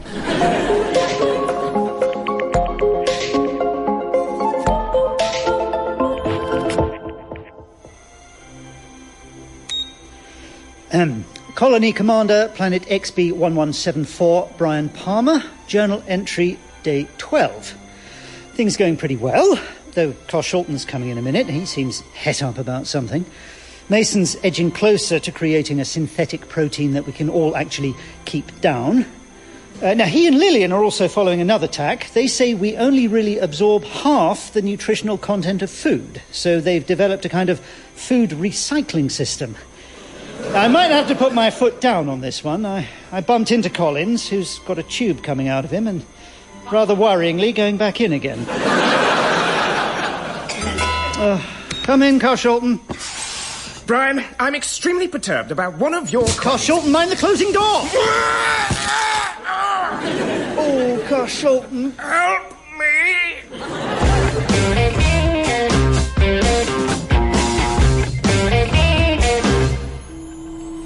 Hello, Archer. Glad I tracked you down. I need you to... Wow. Look at that sky. I never come in here. I often come here to be at one with the stars. Is that your lunch? And have my lunch. Here in the observation dome, I can commune with the planet. And did the planet mention anything about my door needing fixing? Yes. Yes, very much so. Because I think Carl Shulton was quite traumatised when it slid shut on him. Yes, I felt his suffering. Oh, I think we all did. He was wedged in my doorway for 7 hours. Looking back, I should have worked through the night to release him. Anyway, Carl Shulton's become skittish around doors. Not just mine. He won't go through one. As an empath, perhaps I should go to him. Ideally, with the news that you've fixed my door and it won't close on him again. He's back in the gravity generator room and won't come out. At least not through the door. Archer, they told me you've been squirreling yourself away in here. What have you been up to? I've been mapping the stars. Ah, that's interesting. Not your job, but interesting. I've identified a whole new set of constellations and given them their own unique names. Like? Well, you see the 3 bright stars in a line with the fainter star above it? Yep. I call that Aquaricorn. Aquaricorn. Aquaricorn. The desk. The desk. Yes, it looks a bit like a desk. All right. What have you called that constellation? Capricorus. Yep. The Biro. The Biro? It looks a bit like... A biro. Yes. You see, there's one star there and another one over there, and I imagined a line between the two of them. Astrology, or as we scientists call it, nothing. All right, I'm game. So, I was born on February the 9th. Ah, Cances. Cances, yeah. The vest. Interesting. I wouldn't have had you down as a Cances. But isn't a Cances whatever you decide it is? I mean, there was no Cances until about half an hour ago. Half an hour? Brian, the stars are older than time itself. Hundreds of years. Billions of years old. Yeah, just think, Archer, if you could work out exactly how old a constellation was, you'd be able to work out its star sign. You just blew my mind. You're good. Well, just as long as you've got enough left to fix my door.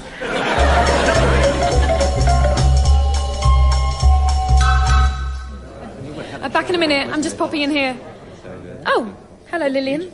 Oh, are you waiting for the loo? God, I'm desperate. Come on, hurry up. No point banging and shouting, Carol. The door won't open any quicker. I don't know about that. No, it won't. There's nobody in there. What? But I thought you were waiting. No, but you can't go in there. Donnelly is next in line. I'm keeping his place for him. Well, where is he? I don't know. Well, can't I just pop in? Mason made me taste about a gallon of recycled water and I need to, well, recycle. Well, here's a Pyrex laboratory beaker you can use as long as you're producing less than 250 millilitres. Go on, don't be shy. I'm a doctor. I could have gone by now. When's Donnelly coming? Carol, I'm a doctor, not a predictor of other people's renal filtration patterns. Although, as a doctor, I'm probably quite well qualified to... Look, I refuse to be drawn. Well, how long are you keeping his place for? Hi, hello. Sorry I'm late, Lillian. So you should be, Richard. I need to adjust the tube I put in Collins. Yeah, sorry, I'm still getting used to this afternoon shift. Well, I suppose it's a bit early for you. Anyway, how's it been today? Oh, you know, pretty quiet. Has Donnelly been at all? No, not on my watch, no. Probably saving it up for this afternoon. Yes, probably. Oh, I restocked the toilet roll. Oh, yes, I saw that, yes. Oh, you bought a folding chair and a book? Well, I may do a double shift. Yes, OK. I'll be off. I'll see you tomorrow. Yes, see you tomorrow. OK, that's it. Back you come, Lillian. All right, what's going on? On? What do you mean? What do you mean going? How has Donnelly managed to get both of you reserving a lavatory for him all day? Lillian, I can't imagine you've ever done a favour for anyone in your life. How dare you? Of course I haven't. It's like you don't even know me. This is not a favour. We're doing it as a sort of payment. Payment? For what? We don't have to pay for anything. That's why we don't have money. Donnelly's been giving back rubs. Back rubs? He's set up a massage chair. Actually, it's just a chair. But Donnelly is... Yeah, and before you say... But Donnelly's our chief engineer. He's responsible for the structure and integrity of this entire base. Yeah. What's he doing back rubs when the safety of all 30 colonists is in his hands? I don't sound like that. It's completely and utterly irresponsible. Yeah, and the fact that you two encouraged him only makes it worse. That's not how I talk. You're both in the steering committee. I'd expect this kind of thoughtless behaviour from you, Richard, but you, Lillian, as chief physician, you should know better. I can hardly look at you. I'm that angry. Get out of my sight, both of you. Yeah. Go on. Don't just stand there. Or go and never darken this toilet door again. Go on. Go away. Go on. Go. All right, Carol, if that's what you want, we'll go. Yes, Carol, we'll go, but Donnelly's not going to like it. You do realise that was you just then, telling you to go? Carol, let's not play the blame game.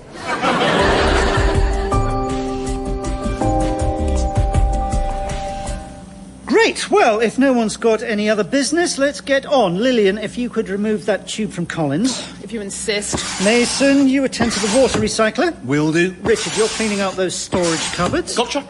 Archer, you can go and talk to Lillian. Lillian's just left. Carshalton. Talk to Carshalton. I will. And I'll go and do an agenda for the next meeting.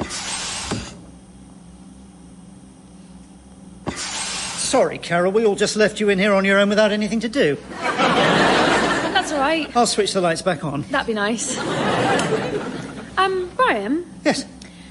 I don't want to be a tittle-tattle, but did you know Donnelly's been getting people to do stuff for him, like, in exchange for back rubs? Has he? Aha. It begins. Is he any good? Well, that's not the point. Oh, I'd like a back rub. I'm very tense. Brian, focus. Getting people to do stuff for him in exchange, it doesn't seem right. Anyway, shouldn't he be concentrating on his job? Well, you know, Carol, a little free enterprise was always going to happen. Before we blasted off from Earth, there were some pretty high-level meetings to predict how this colony might go once it's established. Wow. Yeah. They were fairly sure a kind of entrepreneur thing would start happening. It's human nature. And because we don't have any currency, a bartering system was bound to arise. It's fairly harmless, I think, as long as it doesn't escalate the way some of the computer models predicted. What do you mean, escalate? Oh, there's nothing. Go on. No, I've said too much. Escalate to what? No. Tell me. Escalate, schmesculate. Tell me. Cannibalism. What? Well, you know what these computer projections are like. Hugely unreliable. Cannibalism, I mean. Well, that's PCs for you, isn't it? Should have used a Mac. Then they wouldn't, you know. Cannibalism. Anyway, there's a fail-safe if ever, you know. If ever what? Cannibalism? No, well, yes, cannibalism. Yeah, there's a button I can, you know. Press? Yeah, that'll blow... Blow up the colony? Oh, my God. I know. They wanted to make it automated so it would blow up the colony even if it detected any cannibalism. But as I said at the time, if it happened to see anyone giving someone else like a serious love bite, it might get the wrong end of the stick and, you know, kaboom. So you can blow up the colony any time you like? Well, I wouldn't like it, but yes. This is unbelievable. Oh, don't worry, Carol. No one else knows where the button is, and I'm not likely to go bonkers now, am I? No, I suppose... Am I now? No. I bet you I won't go bonkers. All right. Care to make it interesting? What? Nothing. So, the free market economy's begun, eh? Ha! Exciting times, Carol. Exciting times.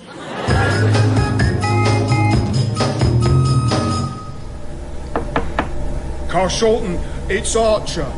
Are you in there? Yes, Archer, I'm here, come in. Hello, Carl Shorten. Hello, Archer. I sense you're under the table. Yes. I'm afraid it's the sound of the door. Silly, I know, but come in, won't you? I'm coming in. I'm sorry, Archer. I've become rather frightened of doors since the attack. You start being complacent around these doors, and when one suddenly turns on you... Perhaps you're too vulnerable, too open. Yes, I am. I'm open. Thank you, Archer. You understand. I can tell. Mind if I... Come under the desk? Of course. I'll move the bin. Thank you. I'm sensing that you're a Leprechaun. What do you mean? You were born in July. Well, February, but... Yes. Yes, we'll make that Leprechaun. Oh, right. Leprechauns are often trusting. I'm trusting? This is spooky. And vulnerable to attack. What? By doors? By everything. Everything? And everyone. Everyone? And everywhere. Oh, but I can change, right? No. Our natures are preordained by the planets. That's troubling. Leprechauns are often troubled. Oh, dear.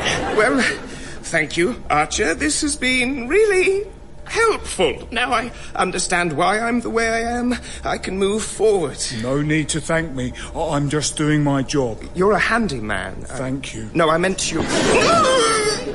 Goodbye, Carl Shorten. Goodbye, Archer.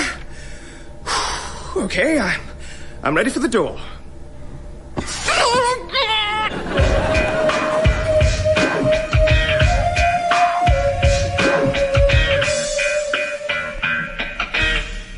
So, this is where it all happens. If by it, Mason, you mean surgery, then yes, this is it. My surgery. I just thought I'd pop in and watch you remove the tube from Collins. Brian's a spoilsport, isn't he? We were really onto something with that food recycling system. Collins isn't coming. Isn't he? You mean he's happy to have a tube coming out of him? Going back in again? No, unfortunately he's keen for me to take the tube out, but I simply don't have the time. Don't you? Well, only if I get someone to do my other job for me. What other job? Well, keeping Donnelly's place in the toilet queue, stupid. Get on the programme. With the programme? With the programme. You're not still doing that, are you? Well, I've had a lot of back rubs.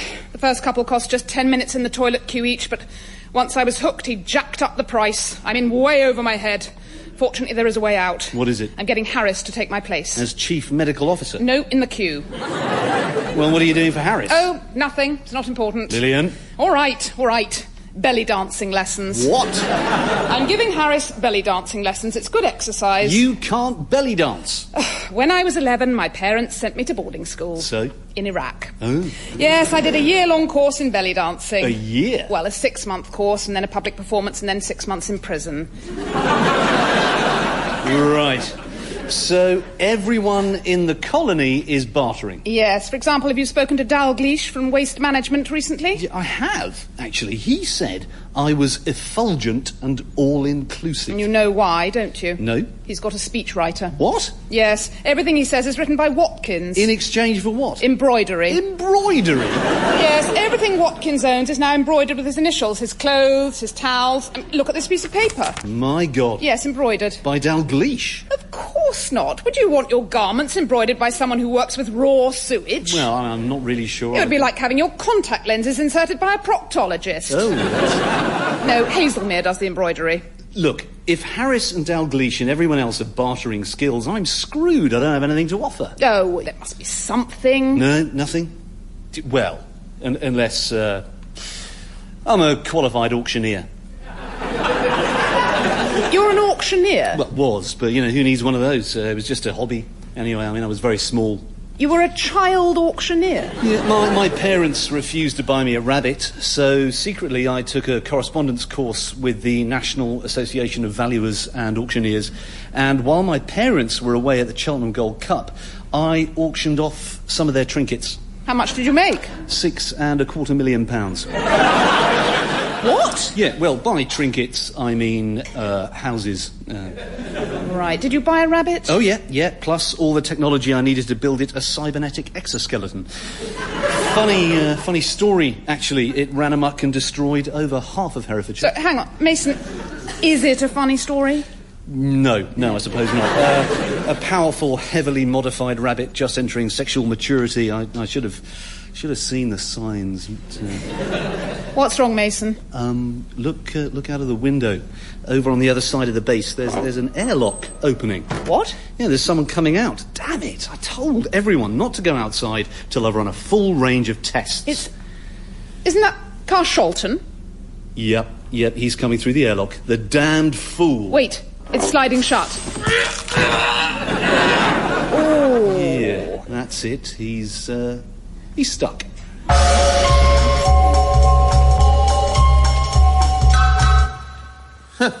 Look at him out there, Carshalton, trapped in the airlock. What an idiot. Richard, what have you got against Carshalton? Nothing. Gravity fascist. I blame myself, in a way. I should never have let Archie go and talk to Carshalton. No, you shouldn't. I recommend we relieve Brian Palmer of all his duties. All those against? Me. Yeah. Though I have to say, Brian, I don't know why you put up with all this empath bilge from Archer. Yeah, what's with all that pretending he knows what we're all thinking? No, I don't think he's pretending. It's not what we call a Cora syndrome. No, he genuinely believes he has a gift. We call it Bono syndrome. Well, I don't know what he said to Carshalton, but it obviously made Carshalton want to do, well, whatever it was he was trying to do before he got stuck in another door. Well, actually, Carshalton left a note. What does it say? It's rather poignant, actually. It says, "I'm going outside. I may be sometime." Oh, no. And then he's crossed out may and put will be sometime. Yeah, that's tragic. And then he's crossed out sometime and written a long time. Then he's crossed out going. I'm outside. I will be a long time. This is heartbreaking.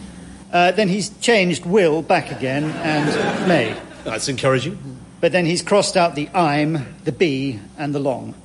Outside, I may a time. Then he's crossed the whole thing out and written goodbye, cruel. Well, cruel what? I don't know. He's crossed out the cruel. It just says goodbye. What do you think he was trying to say? I suppose we'll never know. Unless we ask him. Let's ask him. Yes, let's ask him. All right. We'll tell Archer to go out and release Carshalton, but under no circumstances to speak to him again. Where is Archer, by the way? He started doing people's horoscopes. You know, in exchange for things. Oh, God. He's got quite a little sideline going. He did mine. He said I was gullible. I should watch that. Oh, that's just great. Even Archer's got a talent he can barter with. It's not a talent, Mason. It's unscientific mumbo-jumbo. Yeah, science. I mean, what's science ever done for me? Well, you're on another planet. And you're head of science. I suppose so. God, never happy. Typical Aquaricorn.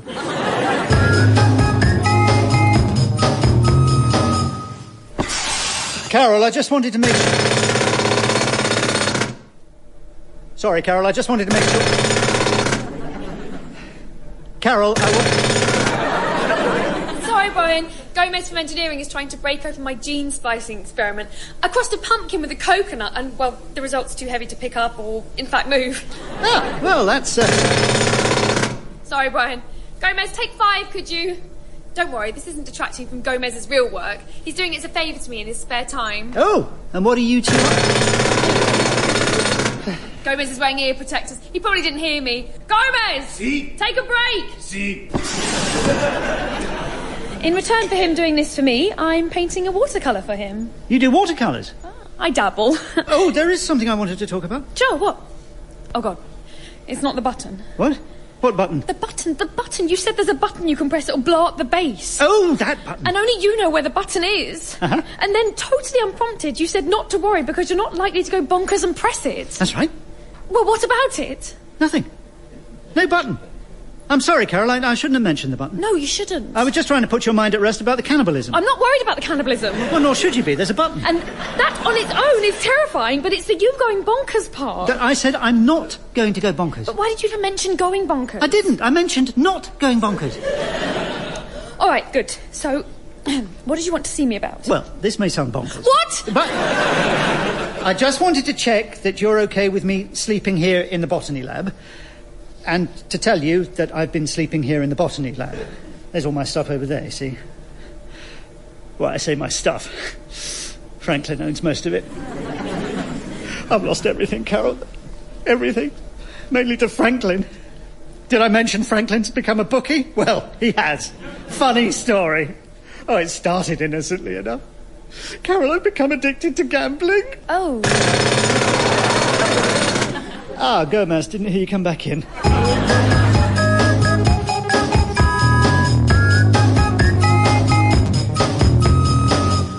Right, Richard, Mason, Brian. The reason I've got you all here is, well, it's another intervention. Intervention. Yep, understood. Intervention. Now, hang on. I manufactured that alcohol to rub on a bruise. It's not you, Mason. Good, yeah. I made it cherry-flavoured simply as a... Yeah, Mason, it's not you. Not Mason, eh? Good. The odds are shortening. I bet I know who it is. All right, so I'll do some exercise. It just seemed easier to turn down the gravity, that's all. It's not you either, Richard. No, it's me. I can feel it. It's my gambling problem. I'll bet you anything. What? He's right, I'm afraid. Look, this bartering system has got completely out of hand. Tell me about it. Did you know Carter's had over 11 hours of Spanish lessons from Gomez? She can't pay that back. No. She's already turned her quarters into a self-storage unit for Franklin to keep Brian's stuff in. Now Franklin lives in Brian's quarters, while Franklin's quarters are being turned into a dojo for Hammond's karate school. Oh, Brian, not you too. I'm afraid so.